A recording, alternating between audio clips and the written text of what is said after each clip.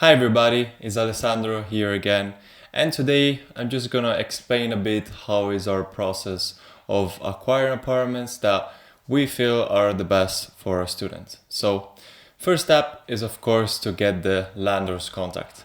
At the start we really had to ask a lot of students, a lot of people go on the marketplace to find and call landlords that maybe would be interested of renting their apartments to students, especially in this case, for our case, SAP students.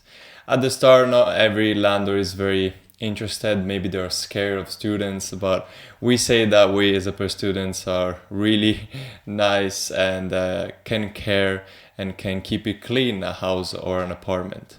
So when we reach an agreement, when the landlords, it's open, of course, to students, because not every landlord is open to students. So if we notice that they are not, and maybe in the future could arise maybe some problems, or maybe they're not fair, or we can feel that there is something wrong, we don't proceed with the landlord. We say, okay, our goals are not aligned. I don't think that maybe you will be maybe nice or very clear and transparent with students.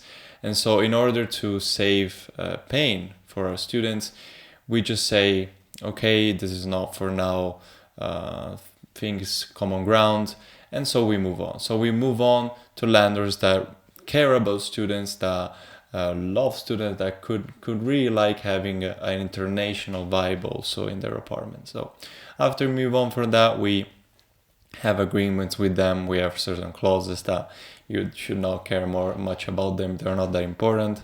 So after that, we evaluate the apartments. So where are they? Are they near campus? What's the price? If the price is too high, we try to put it down. The difficult thing is that, especially in Turin, as a pays just lasts 4 to 8 months. Some people do internships, some people not. So sometimes landlords are scared that the summer could be empty, and so maybe they try to raise a lot the price. Of course, we try to keep it fair and what should be in the marketplace, but still you have to consider that the landlord's perspective. So they don't have a full year. So that's really important to keep in mind. So once we agree on a price that could be fair, we move on and we see the apartments. As you've seen in the listings, there is the YouTube video of most of the apartments, and we go personally and look if everything is okay. We remake photos if they didn't already have them, or some they send us they're not nice.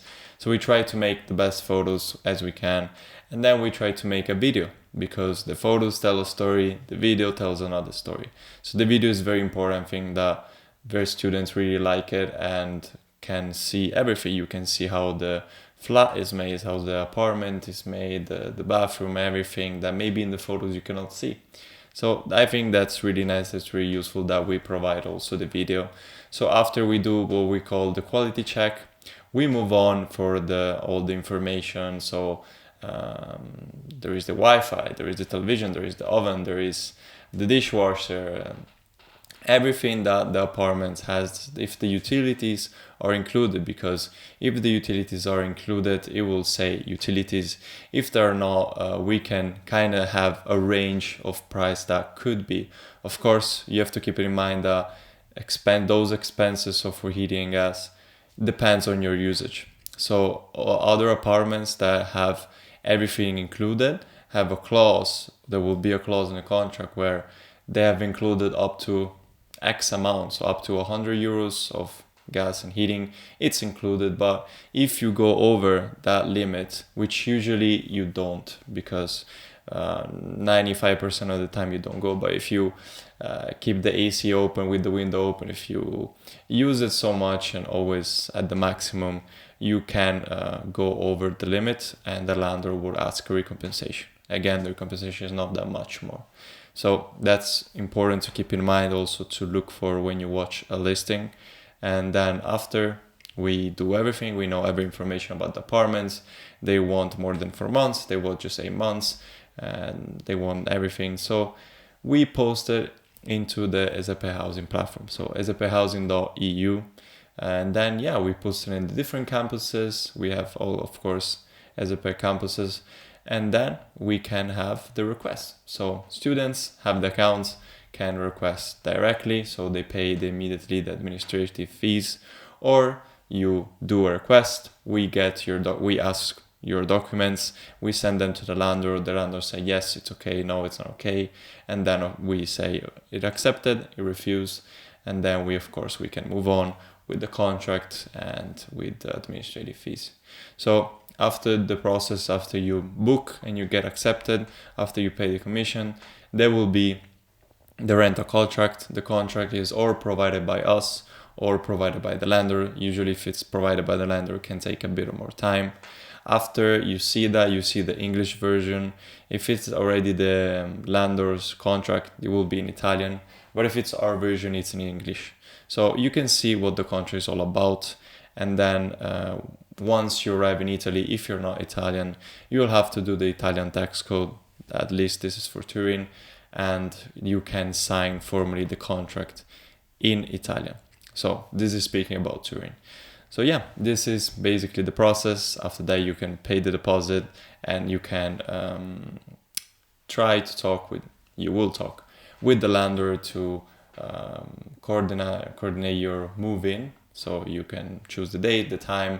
We will give you the landlord's number and personal contact. So you need to use that in order to talk to them and for your move in and move out and everything in between. So this is a bit what the process has been for us and what the process can be for you. So I hope that this can maybe clarify some steps for you and can also show a bit of what we do, and that could be very interesting. And if you wanna help, or if you have any landlord's contact that you think could be useful, or if you wanna help the mission you are in as a student, you can text us on the various emails and we can work together, we can use your help. And of course, if you have any suggestion about our service, what we could do better, we are really open to what you think to better, of course, our product. So thank you for listening, and I'll see you in the next video.